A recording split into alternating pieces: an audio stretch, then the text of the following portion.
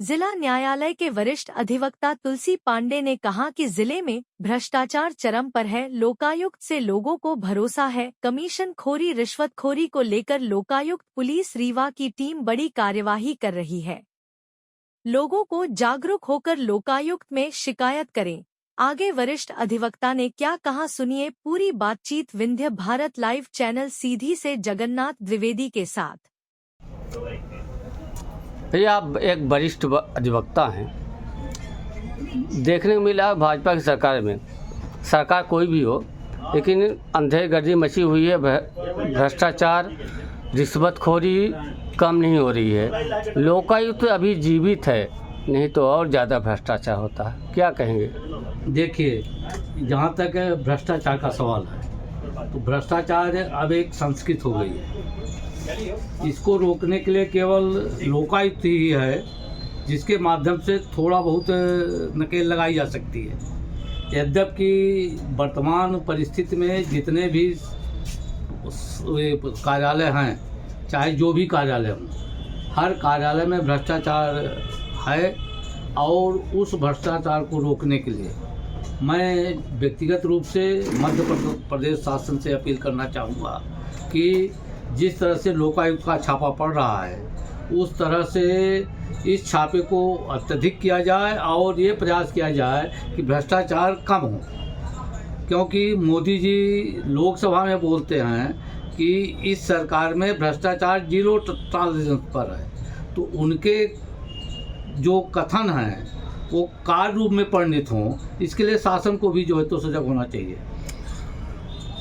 अभी लोकायुक्त की 2-3 कार्रवाई हुई है, क्या लगता है लोकायुक्त के अलावा भ्रष्टाचार तो थमने का नाम नहीं है? भाजपा की सरकार इसमें क्या सांसद विधायक को लेकर आप क्या कहेंगे? देखिए, इसमें सरकार जिले के सांसद विधायक को लेकर आप क्या कहेंगे? इसमें सरकार का कोई सवाल नहीं है। सीधी के सांसद विधायक को लेकर, सांसद और विधायक के बारे में उनको देखना चाहिए कि इसमें नकेल लगे भ्रष्टाचार में।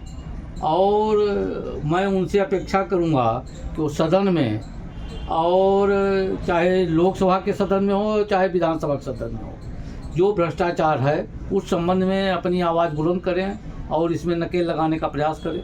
अभी खड्डी में मौखिक है सब। मनरेगा के तहत हर पंचायत जो है तो जानवरों की देख रेख करे और किसान का फसल न नष्ट हो, इसके लिए उन्होंने प्रयास किया। मैं ये चाहूँगा कि जिस तरह से विश्वामित्र पाठक ने सिहावल में प्रयास किया, उसी तरह से सब लोग वहाँ आवाज़ उठाएं, क्या कहते हैं, सदन में, और सदन में आवाज़ उठा करके मनरेगा के तहत हर पंचायत में 4-4 मजदूर को रखें जो कि गांव गऊ वंश की सेवा करे, उसको चराए, उसको बांधे, उसको खाना पीना दे और उनको मजदूरी दिया जाए। जब मजदूरी देना प्रारंभ हो जाएगा तब गाय बंधने लगेगी। अच्छा, और छत्तीसगढ़ की तरह जिस तरह से गोबर खरीदा जा रहा है, यदि यहाँ भी खरीदी शुरू हो जाए तो हो सकता है कि जो गऊ सड़क में मर रही हैं उनका मरना बंद हो जाए। ठीक, एक महत्वपूर्ण है अलग से। और उसमें साफ अक्षरों में आया है, साफ शब्दों में आया है कि जिला पंचायत सदस्य भारतीय जनता पार्टी के हैं, उनके द्वारा ये सारा कार्य किया गया। देखिए, भारतीय जनता पार्टी के लोग क्या कर रहे हैं इस संबंध में कोई कमेंट नहीं करूँगा।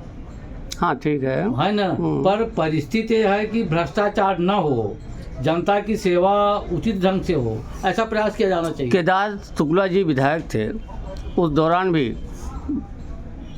उनके द्वारा इस पर नकेल लगाया गया कि नहीं, लेकिन आज जो विधायक हैं, जो सांसद हैं, उन पर इस मामले में कोई पहल नहीं हो रही है। देखिए, पहले क्या था कि संघर्ष वाले लोग विधायक हुआ करते थे, जो जनता की सेवा करते थे, संघर्ष करते थे और सड़क में आकर के लड़ाई लड़ते थे।